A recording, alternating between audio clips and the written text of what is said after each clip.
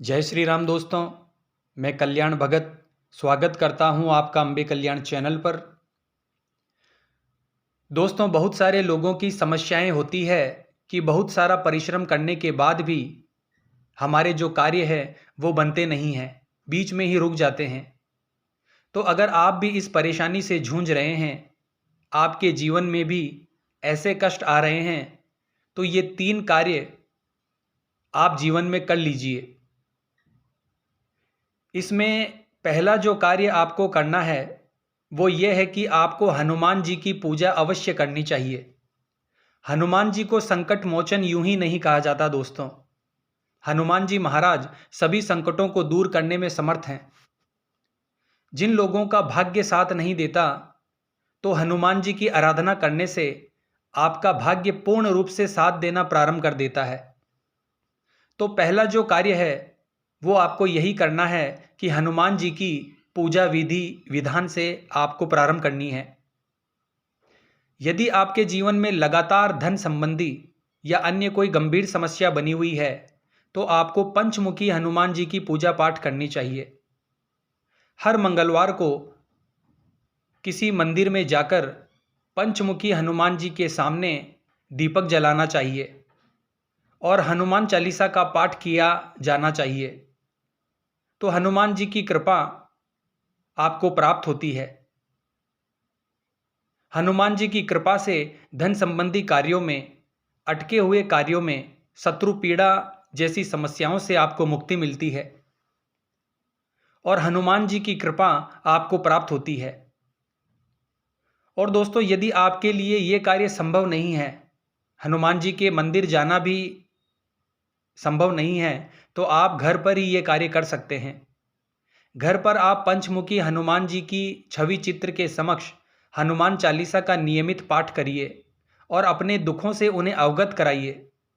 ऐसा अगर आप करेंगे तो आप पाएंगे कि आपके जीवन में जो कार्य काफ़ी समय से अटके हुए थे उनको बल मिलेगा और शीघ्रता से आपके कार्य बनने प्रारंभ हो जाएंगे और जितनी भी परेशानियां चल रही थी उससे आपको पूर्ण रूप से निजात मिलेगी। ये था पहला कार्य जो आपको अपने जीवन में जोड़ना है।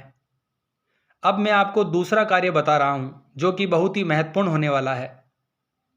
दूसरा कार्य आप क्या कर सकते हैं दोस्तों? आपको जो तुलसी मैया होती है, यानी जो तुलसी का पौधा होता है, उसको अपने घर में स्थान देना है।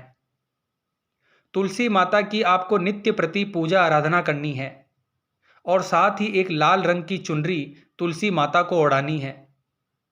अगर कोई इंसान रोजाना तुलसी के पास दीपक जलाता है तो उसके जीवन से हर प्रकार की नकारात्मक शक्ति से उसको निजात मिलती है। दोस्तों, तुलसी मैया का जो पौधा होता है वो पूरी तरह से नकारात्मक ऊर्जाओं से हमें बचाता है।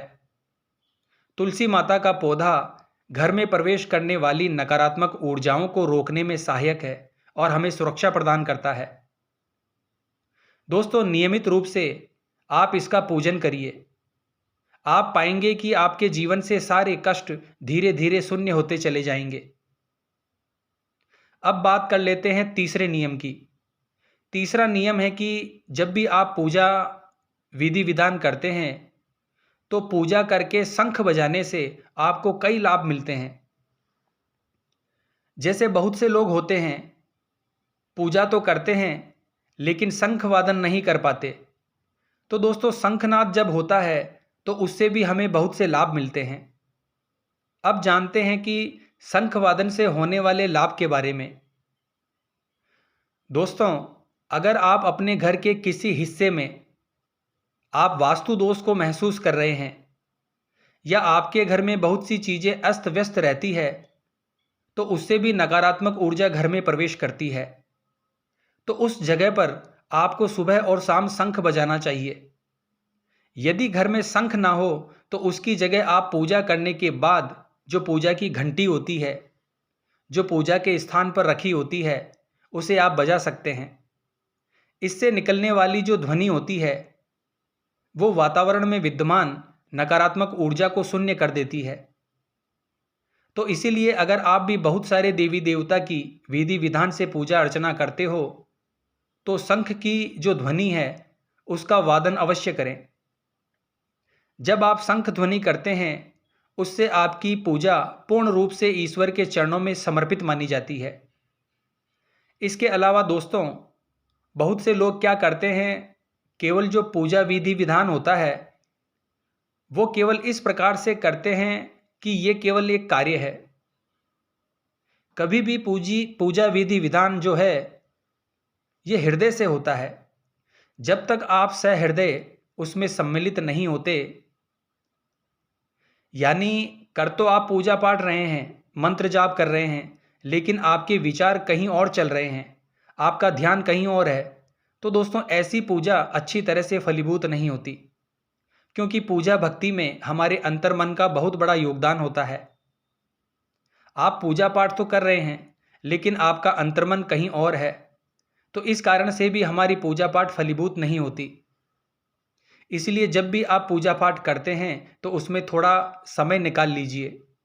अपने मस्तिष्क को, अपने मन को, अंतर्मन को ईश्वर के समक्ष ही रहने दीजिए। इससे क्या होगा, जब आप पूरे सहृदय होकर ईश्वर की आराधना करेंगे तो आपको इसका फल बहुत अधिक मिलेगा। क्योंकि ईश्वर हमारे भाव को देखते हैं। जब ईश्वर को हम पूर्ण भाव से समर्पित होकर याद करते हैं तो वो हमारी मदद अवश्य करते हैं। तो दोस्तों, आशा करता हूं आज की ये जानकारी आपके लिए उपयोगी साबित होगी। तो कमेंट बॉक्स में हर हर महादेव जरूर लिखें दोस्तों। जय मां अम्बे, जय श्री कल्याण।